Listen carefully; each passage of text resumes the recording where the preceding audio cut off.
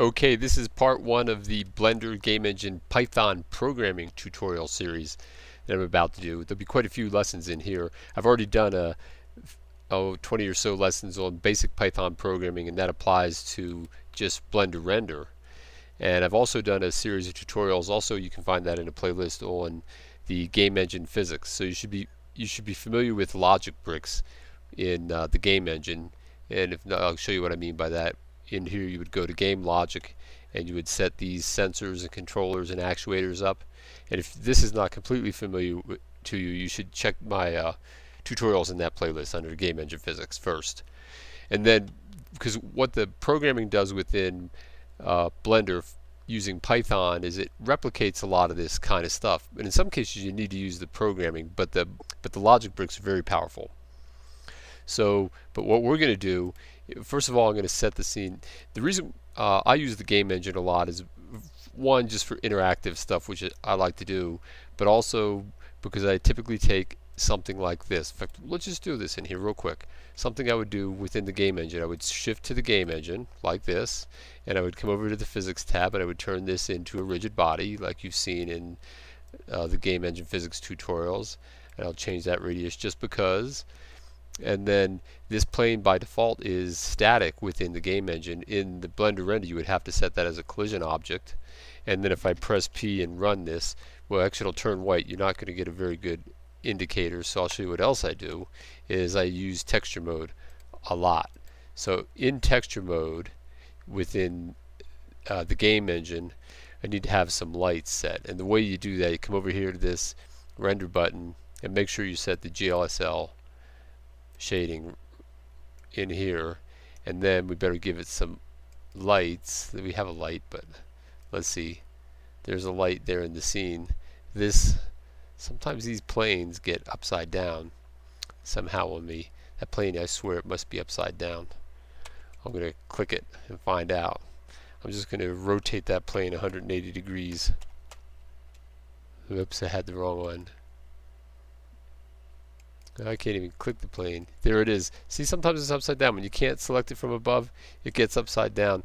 I think that's when I scale it. Sometimes I move the mouse past the center point, and it actually scales it down and scales it back up, and kind of flips it over. So I'm going to rotate that on X 180 degrees, and there's my surface that I have in here. Alright, so now when I press P, that thing just drops down to the surface. Let's rotate it a little bit, see if it interacts. Well, it doesn't do much yet, but we'll fix all that up. But that kind of gives you an idea. So I would create the animation within here, and then I would come up here and record the animation. I would click that, and then when I ran it, it would record a bunch of keyframes. And those keyframes I would take back into Blender Render, and you would see all the keyframes here on the timeline for that object. So I mix and match those all the time because I might create the animation within here and then go into Blender Render and actually render it within cycles. So I switch all the time. Someday it might all be integrated together, but for now this is the way to work.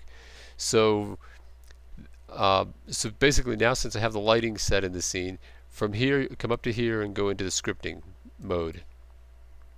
And I already have scripting set up. It shows up like this, but I have a file already typed in right here. It's really very basic. There's not a lot to getting started, so we'll start with something simple. In fact, we don't even need all of this, but I'll show you what this is.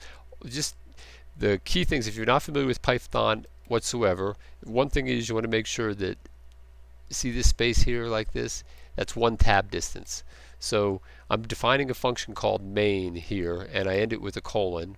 Let me zoom in on this a little bit. There you go. And I have a colon at the end of the line, and then when I press return, if I was here, see it indents it automatically 4 spaces in, or basically 1 tab in, and that's where these next commands need to be because they're a part of this main function like this. Alright, so this is outside of the function, and you need to just type this in, called import BGE, Blender Game Engine. Okay, and then these are just common things that are required for kind of the startup of all the Python programming within the game engine. If we want to, in fact, I want to get a keyboard, so you're going to just make sure you type that in. And this is a controller, just under like the logic bricks. This is, we're assigning the controller to this name CONT. We're assigning the player, which is like an object, to the controller.owner, which means, I'll get to that in a second, we sign the scene, and then we're going to go do something down in here. But just check out this code and type it in first, because a lot of programming, if you're not an experienced programmer, the best way to learn programming is just to look at other code and type it in and get used to typing it in, and eventually you make small changes and then it makes a lot of sense. And then down here, notice at the very end what I'm doing, I call the function main. Notice it's back on the main line, and I call it with open and close parentheses, but there's no colon at the end of it like that. So when this file runs, gets executed, it calls main, and then it comes up here and it runs all the code within this main method right here, like this. Well, but now the key is, how do we get it to run this main method, right? Well, we can do it just by doing this. Let's see. If I was just to do, I'll show you what it does and does not do. If I just press P, you see it does nothing. It virtually does nothing. It just turns that screen blank. Alright, I'm going to escape that like this. Alright, first of all I'm going to go into texture mode, because without texture mode it just doesn't work. Alright, so now if I press P, there we see it happening in here. We're just basically seeing the same simulation that I had set up. It's falling because this was set as a rigid body object, right? But I want this, so this code doesn't seem to be doing anything, except within this code I do have, and you need to type this in as well, right here. Make sure you type this line in. This is, you don't have to worry everything exactly what it does right now. What this line says is basically it's looking for a keyboard event.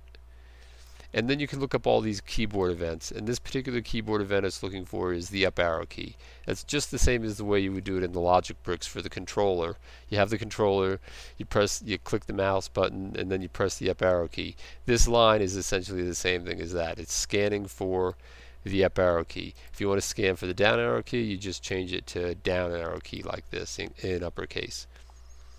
And then if it finds the up arrow key, it's going to take, it says take the player.localPosition.y and increment it by 1. This plus equals means to add 1 to the existing value. So and this .y means to the existing y location. Alright, so it should move it in the existing y location. And this player is what I set up here as the controller owner. So that's really the name of this, but somehow this code has to get executed. So it has to get executed numerous times if it wants to constantly scan for this keyboard. I mean, for the keyboard like this. So if I was to run this and press the up arrow key, let's see if it even does anything. Alright, so I'm going to press P. I'm going to press the up arrow key. I'm in the window, but it's not doing anything. Right? Okay. Well, that's because you need to have this code associated with some object in the scene.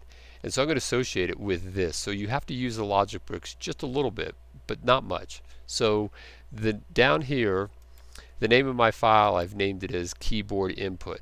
So when you first, when this window first shows up, I'll show you, it shows up like this as, well, it shows up as text. It'll have something called text. Well, it'll do just like that. If I click that, that's what your window shows up from the beginning. It shows up as text, and you would type your code in here.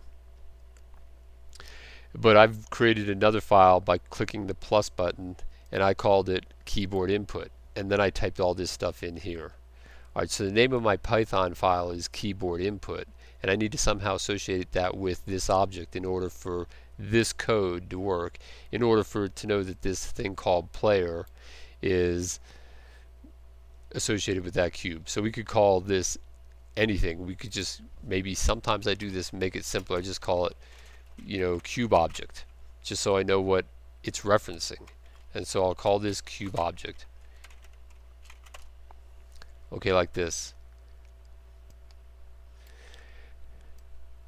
And then from within here we need to go into the logic bricks. So we'll go into the game logic like this, and I'll go full screen real quick for a second, and then we'll add a sensor, and I'm going to add an always sensor. Whereas normally when you're in the logic bricks within the game engine, what we were doing before we added a keyboard sensor like this, and you clicked in here and press the up arrow key. That'd be one way to do it. But when we're doing it in Python, you come in, you add a sensor, and you add an always sensor, and you click this button right here as a pulse. It triggers over and over and over. And then you add a controller, and instead of an AND controller like we do before, we add a Python controller. And then we link them together like we've done, and then we need to give it the name of a script. And the script we want is keyboard input. And you don't need to do anything over here, because what we're doing over here in the logic bricks is what we do in the code instead. Right, so, but you do need to have these in here like this. So the cube basically has this sensor that's constantly scanning the key, is always constantly running this code. Like, so let's go back to the scripting window. Okay, so now what's happening is the cube is associated with this code, and since I clicked that pulse button, it's always going to just keep running this code, meaning it's always going to come down and it's going to continually scan for the keyboard event, which we have set, which is called the up arrow key. And if it finds that I've pressed the up arrow key, it's going to take the cube object, and it's going to take the current local position, the Y value of the local position, you make sure that's a capital P there, and you increment it by 1. This would be the same as taking local position.y is equal to local position.y plus 1. This is a shorthand term in computer programming called plus equals sign. Alright, so now when I run it by pressing the P key, it's still going to run this simulation first, but now when I press the up arrow key, it should move it by a factor of 1 each time. Alright, so did you see that? Did you see that? Alright, I press it there, and I press the up arrow key. If I hold it, if I see what I did there, alright, I'll do it again. I'll run it once, and I'll just press it briefly. I mean, alright, just barely. So you see how, and if I hold it down, it's just going. So that shows you that it's constantly scanning. Alright, so that's just the basics of getting started. I'm going to repeat a lot of this until we get going, because there's only about 10 really fun, cool commands that we need to really make a lot of action happen in this game engine. And you can see that was like, how much code was that? You know, like what, a few lines of code? In fact, you know, just as you just know you're going to need these things in here. These are common things you need. And so eventually, if you just start seeing it over and over again, then it'll make sense. And we'll continue in the next lesson. All right, I'll see you in the next lesson.